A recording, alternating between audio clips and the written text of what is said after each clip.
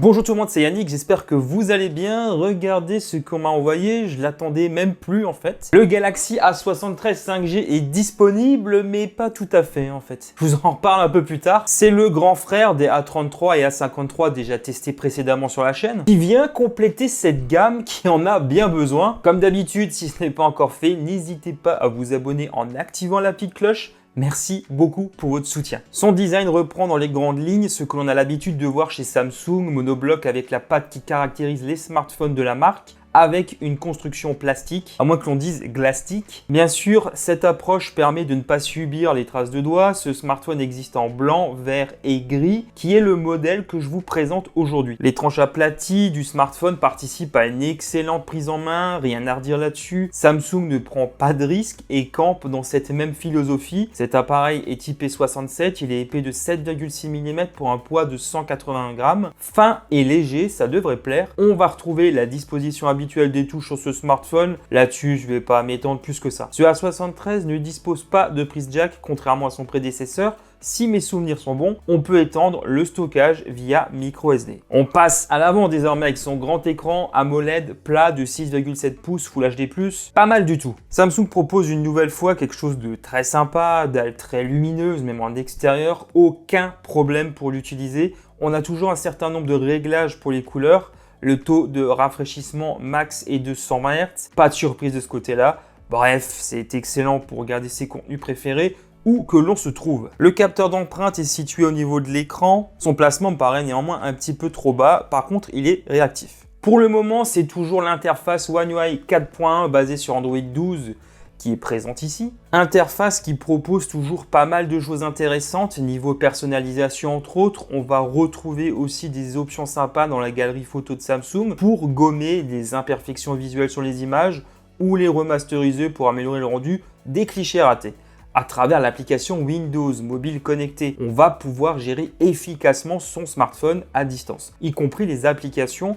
Même si ce n'est pas toujours parfait, dans une majorité de cas, ça fonctionne bien. One UI propose une expérience très complète. J'ai déjà passé au crible l'interface à l'occasion d'une vidéo dédiée. Samsung promet ici jusqu'à 4 ans de mise à jour Android et 5 ans de correctifs de sécurité. Ça, c'est quand même super cool. Niveau performance, qu'est-ce que ça donne exactement? On a ici le Snapdragon 778G compatible 5G qui fait battre ses cœurs dans ce Galaxy A73. C'est un SoC toujours dans le en ce qui concerne le milieu de gamme, il fera tourner les jeux 3D sans trop de problèmes. Sur les titres les plus gourmands, on ne pourra pas mettre les curseurs à fond en ce qui concerne les graphismes. Il tient la route et il est associé à 8 Go de RAM, ça c'est pas mal. Samsung propose d'en ajouter virtuellement dans les options, même si je doute que cela apporte une différence significative. Dans les benchmarks, on va voir que ces performances sont suffisamment solides et surtout que l'on obtient une excellente stabilité. C'est un smartphone qui chauffe peu, ça fait plaisir, je ne vous le cache pas.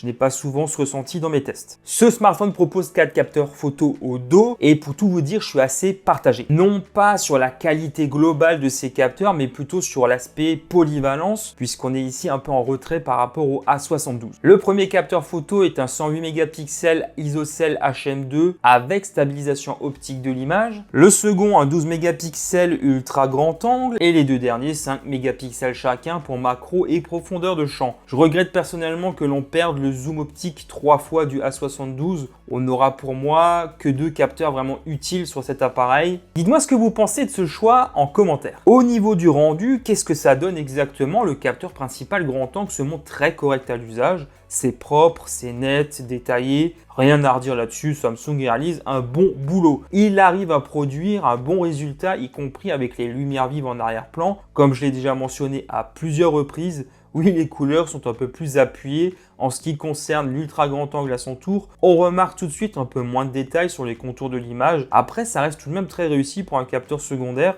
Il est sujet à quelques problèmes d'exposition. Sinon, je trouve qu'il s'en sort vraiment pas mal pour le coup. Je regrette vraiment que l'on perde le zoom. C'est dommage, je trouve. Après, c'est peut-être parce que personne ne s'en servait régulièrement.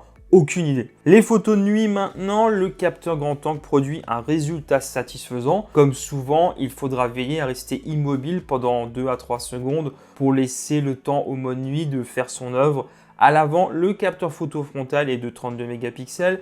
il propose quelque chose de propre. Je suis plutôt content du résultat, c'est pas souvent. Parfois des smartphones vendus plus cher montrent des soucis de justesse et ne s'en sortent pas très bien avec les lumières vives en arrière-plan. Ce Galaxy A73 n'est pas un mauvais élève. Un truc génial chez Samsung, c'est qu'on peut filmer en 4K à l'avant comme à l'arrière et ça c'est vraiment cool. Au niveau de la qualité d'image, et à l'avant moi j'aime bien. Alors on n'aura pas forcément une très bonne stabilisation, là-dessus on va être clair, en tout cas à l'avant.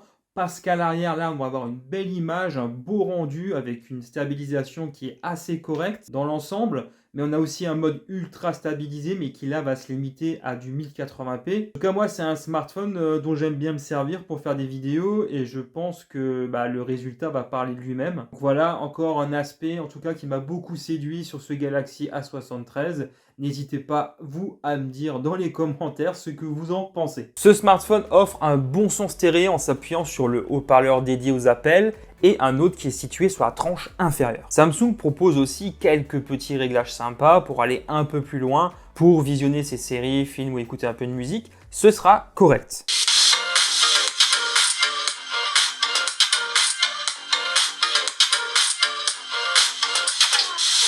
Lorsque Samsung avait dévoilé un peu plus tôt cette année sa nouvelle gamme, il y avait une promesse qui avait été faite, celle de fournir jusqu'à 2 jours d'autonomie. À condition de faire un petit peu attention, oui, cet objectif est totalement réalisable. Je fais souvent les mêmes choses pour être sûr que les smartphones que je teste soient endurants. Chez Samsung, certains smartphones sont mieux lotis que d'autres. On a pu le voir à l'occasion de plusieurs tests. Ici, ce Galaxy A73 m'a laissé une très bonne impression. Je valide pour ma part. Par contre, toujours la même rengaine et vous le savez sans aucun doute, la marque ne fournit plus grand chose dans ses boîtes, il n'y a plus de chargeur. Il faudra donc en acheter un si vous n'en possédez pas déjà. Et ici, ce smartphone se limite à une charge rapide de 25 watts, que Samsung qualifie d'ultra rapide. Et c'est vite dit, il faut compter environ 1h30 avec chargeur adapté. Samsung est dépassé sur ce terrain-là par la concurrence, qui en général propose mieux dans ce segment. Là, je vais vous parler de ce qui est en général une formalité, le prix et la disponibilité. Au moment où je tourne cette vidéo, Samsung n'a toujours pas lancé officiellement son smartphone en France. J'ignore si c'est le cas partout dans tous les pays européens, après j'ai pas vérifié. Il m'a été envoyé par l'intermédiaire de Rakuten, il coûte autour de 500 €. C'est un modèle d'import, il semble que Samsung le commercialise